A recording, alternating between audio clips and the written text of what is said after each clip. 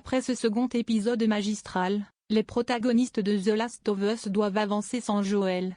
La ville de Jackson se reconstruit doucement après l'attaque dévastatrice d'infectés et la mort de Joel, qui était un pilier de la... J'adore le montage de la scène du début de l'épisode 3 qui montre la ville et ses habitants en train de se reconstruire, nous a confié Ian Magino, Jesse, mais j'ai l'impression que dans une situation post-apocalyptique, même si la mort est dévastatrice, il faut simplement aller de l'avant.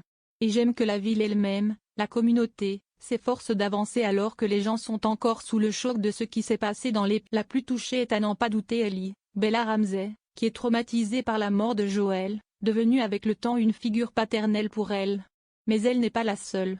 Tommy, Gabriel Luna, le frère de Joel, fait également ses... Le troisième commence par la scène où je dis au revoir à mon frère, dans cette morgue improvisée, explique Gabriel Luna. C'est une scène qui a été raccourcie et je la trouve plus efficace parce que je lui dis simplement à Sarah que je l'aime, mais il essaie également de se reconstruire car il a une famille désormais avec Maria, Rutina Weasley, et son fils, mais il veut aussi être présent pour Ellie.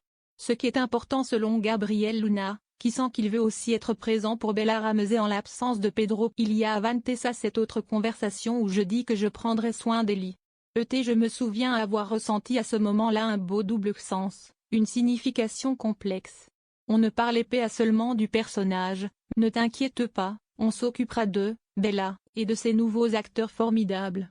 Et Bella va prendre le lead avec Grace, et je ferai de mon mieux pour incarner ce rôle paternel. Et c'était vraiment ce moment magnifique que j'ai vécu en jouant cette scène.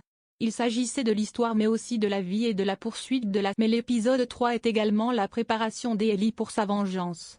La jeune femme va partir en direction de Seattle pour retrouver Abby et son groupe.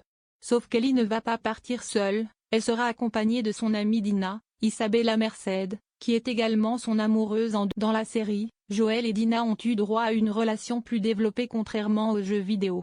Et ce changement est très apprécié par Isabella Merced, qui y voit là une marque supplémentaire de l'importance de Joel dans l'éveil des personnages et surtout leurs décisions et destinées. J'apprécie vraiment le fait qu'ils aient modifié l'histoire pour qu'elle ait une relation plus profonde avec Joel. Je pense que son amour pour Joel est le prolongement de son amour pour Ellie.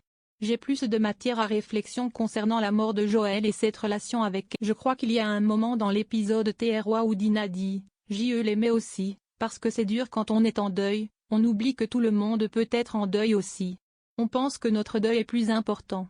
Mais grâce à ce deuil mutuel, Dina a suivi Ellie par amour afin de venger Joel, sans savoir pourquoi Abby et son groupe l'ont tué. Il reste encore certaines zones d'ombre pour certains personnages et les prochains épisodes vont être déterminants pour la suite des parcours de nos héros.